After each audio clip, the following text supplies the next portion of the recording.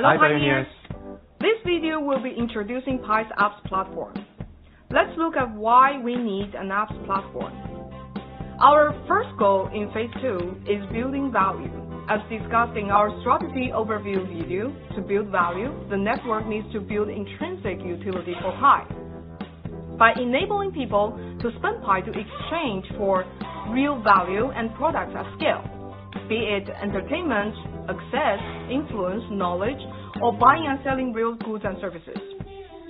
To create a full-fledged ecosystem that mirrors the breadth and scale of traditional economies, it's impossible to have all applications built by the core team alone. So our strategy is to decentralize the development of the Pi ecosystem through the apps platform. For example, if Pi's marketplace are necessary to facilitate and scale healthy Pi transactions, members of the community or external parties can create Pi apps of different marketplaces that vary by region, language, or different types of services and goods. While the core team can't be experts in all varieties of apps, our global community and external parties can be. Pi core team will focus on providing the platform to facilitate others who are more specialized in specific domains to build those apps, such as e-commerce, logistics, supply chain, gaming, real estate, and financial services. In addition to the platform, Pi core team will only develop a few key Pi apps that are closely tied to Pi's vision and community building.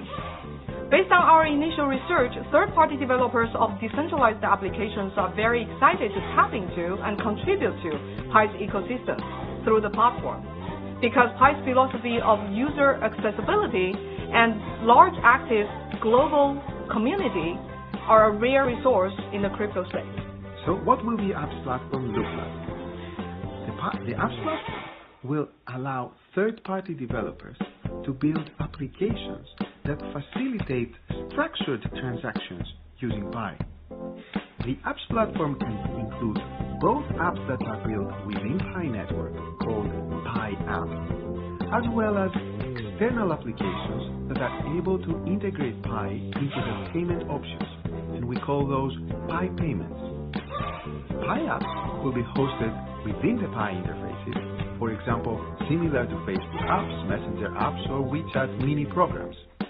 Some categories of potential Pi apps that can be hosted within the Pi interface include financial services apps for Pi. So these are applications that allow pioneers to access the emerging world of decentralized finance. And we've already spoken to developers building apps to allow people to own fractional pieces of real estate, as well as fractional shares in companies like Apple, Google, etc. We can have Pi social media apps, though this would be apps that allow pioneers to spend and earn Pi while engaging with high-quality content. We are especially interested in creating additions to the current chat system that curate for higher quality conversations. Another category is Pi Marketplace, and these would be apps that allow pioneers to exchange goods and services, similar to Amazon and Taobao for goods, and Upwork, Airbnb, and Uber for services. Also, Pi Games.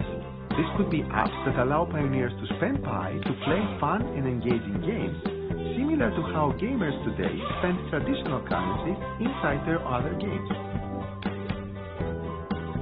Some examples of Pi payments include a QR code system that allows local retailers to accept payment in Pi, or your favorite local website creating a new Pay with Pi button. And who knows, someday, maybe even Amazon will create a Pay by Pi button and will put it on their own website. Let's talk about how we will implement apps platform. We will start with the focus on applications that are built directly on Pi network, Pi apps. Only when we construct a robust, viable Pi ecosystem through Pi apps can we attract external traditional industries to integrate Pi payments into their platforms.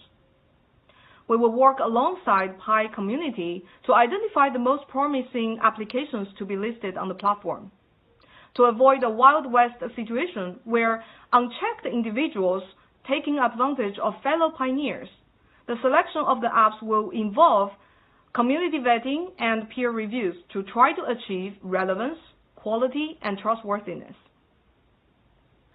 The in-app transfer pilot proved the need for apps platform that allows safe and efficient transactions using Pi and reduces abuses. The findings of the pilot mean that we will have to slow down the enrollment into the in-app transfer pilot until more apps are added to the platform that scale transactions of real goods and services, and when we design safeguards needed to prevent further abuses. While we will be slowing down the enrollment in the in-app transfer pilot, we will expand KYC after Pi Day, as KYC will still be necessary to participate in other Pi programs. Being KYC'd will no longer automatically enable in-app transfers, but will increase pioneers' probability of being selected to the in-app transfer pilot later as more apps are added to the platform. Being KYC'd will also be required for eligibility to run certain versions of Pi nodes on testnet. We will present an update on the node in our next video and why it's important for Pi.